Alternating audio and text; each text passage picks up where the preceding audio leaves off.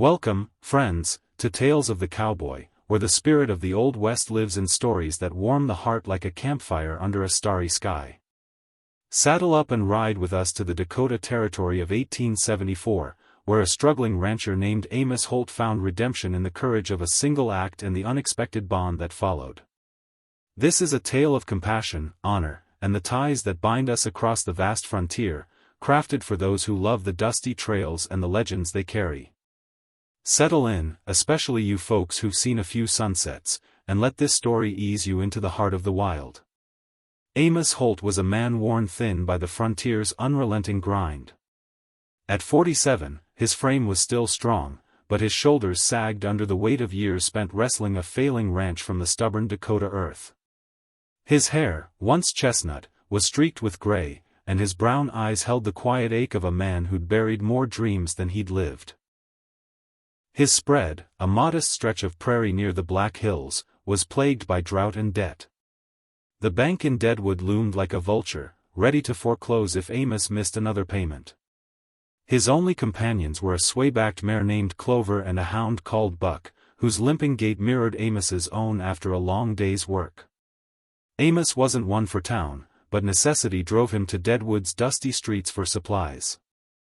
The town was a cauldron of miners, gamblers, and trouble, its saloons spilling with whiskey and greed. On a crisp autumn afternoon, as leaves swirled like embers, Amos tethered Clover outside the general store. A commotion drew his eye to the town square, where a crowd gathered around a weathered whipping post.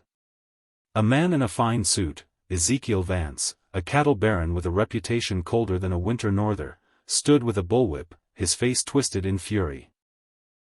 At his feet, bound and trembling, was a young native girl, no older than 15, her black braids matted with dust, her eyes wide with fear but unyielding. "She stole from my herd," Vance bellowed, raising the whip. "A lesson for her kind."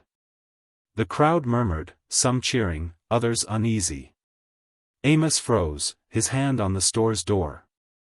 The girl's eyes met his, dark as obsidian, pleading not for mercy but for dignity. He'd seen that look before, in his wife, Mary, before consumption took her a decade ago. Without thinking, Amos strode forward, his voice cutting through the din like a rifle shot. "Enough, Vance. She's a child. You whip her, you answer to me." Vance sneered, his whip poised. "Stay out of this, Holt. This ain't your Amos stepped between them, his weathered frame unyielding. "It is now. Let her go, or we settle this another way."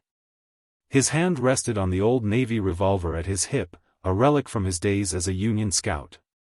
The crowd hushed, sensing the shift. Vance, no fool, saw the steel in Amos's eyes and lowered the whip, spitting curses. "Take her then," Vance growled, tossing the rope. "But she's your trouble now." Amos untied the girl, her wrists raw from the bindings.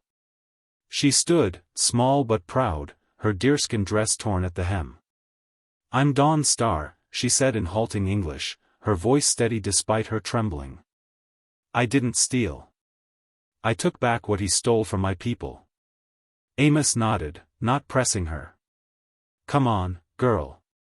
Let's get you safe." He led her to Clover, lifting her onto the saddle. The crowd parted, whispers trailing them like dust. At the ranch, he offered her bread and water, setting a blanket in the barn. "Rest here tonight," he said. "Tomorrow, we'll find your kin." Dawn Star shook her head. "My band is gone. Soldiers drove us from the hills. I'm alone." Amos's heart sank. He knew the tales, Lakota bands scattered by cavalry, their lands shrinking under treaties written in bad faith. "Stay till you're ready to move on," he said gruffly. "No one's running you off." At dawn, Amos woke to a soft knock on the cabin door. Dawn Star stood there, a woven basket in her hands, filled with wild plums and herbs. "For you," she said simply. "For yesterday." He accepted it, his throat tight. "Ain't no need, but thank you." Her presence stirred something in him, a flicker of the family he'd lost when Mary and their unborn child passed. Over coffee, Dawn Star spoke of her people, the Lakota, and their sacred hills, now overrun by miners. She'd been tracking Vance's men, who'd rustled her band's horses, when she was caught. Days turned to weeks, and Dawn Star became a quiet fixture at the ranch. She had a way with animals, calming Clover with a touch and teaching Buck to fetch without limping. She showed Amos how to brew tea from sagebrush, easing his aching joints, and he taught her to mend fences, her small hands quick to learn.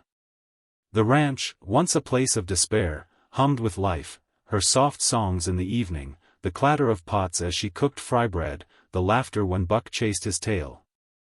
But trouble followed like a shadow.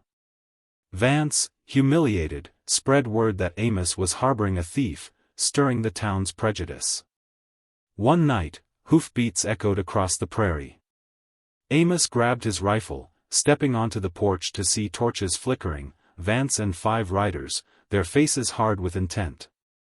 "Hand over the savage, Holt," Vance shouted. "She's got no place here." Dawn Star appeared, a knife in her hand, eyes blazing. "I'm no thief. You stole our horses, our land." Amos raised his rifle. Vance laughed, signaling his men. A shot rang out, splintering the porch rail. Amos fired back, grazing a rider's shoulder. Dawn Star darted to the barn, returning with a bow, Lakota made, hidden in her bundle. Her arrows flew, swift and silent, pinning hats to posts and scattering horses. The riders, spooked, faltered, but Vance charged, his whip cracking toward Dawn Star. Amos tackled him, fists meeting flesh in a blur. Dawn Star's knife flashed, cutting Vance's whip hand, forcing him to drop it.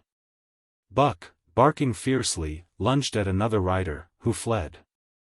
Outnumbered and outfought, Vance's men retreated, dragging their boss into the dark, his curses fading with the torchlight. Bloodied but unbowed, Amos and Dawn Star stood side by side, the night quiet again. "You didn't have to fight for me," she said, her voice soft. "You fought for me," Amos replied, wiping blood from his lip. "Reckon that makes us kin." The fight changed things.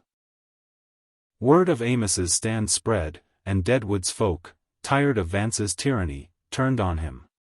The sheriff, a decent man named Tolliver, arrested Vance for rustling, his stolen horses traced to Lakota brands. The bank, moved by Amos's grit, extended his loan, giving the ranch a chance to breathe. Dawn Star chose to stay, not as a guest but as family. She and Amos rebuilt the ranch, new fences, a garden of corn and squash, a corral for horses they bought fair and square. Her songs filled the evenings, Lakota melodies blending with hymns Amos remembered from Mary's voice. The ranch became a haven, drawing strays and wanderers who found warmth by their fire. By 1880, Amos was no longer the broken man of years past. Dawn Star, now a young woman, rode beside him, her bow as skilled as his rifle. They faced winters and wolves together, their bond stronger than blood. On quiet nights, under a sky quilted with stars, Amos would sit on the porch, Buck at his feet, listening to Dawn Star's stories of the Black Hills spirits. The ranch, once a symbol of loss, was now a home, built on a single act of mercy that changed everything. So, friends, as the fire dims and your eyelids grow heavy, let the tale of Sagebrush Hollow linger. In the Old West, where the prairie tests the heart and the hills guard their secrets, a cowboy's courage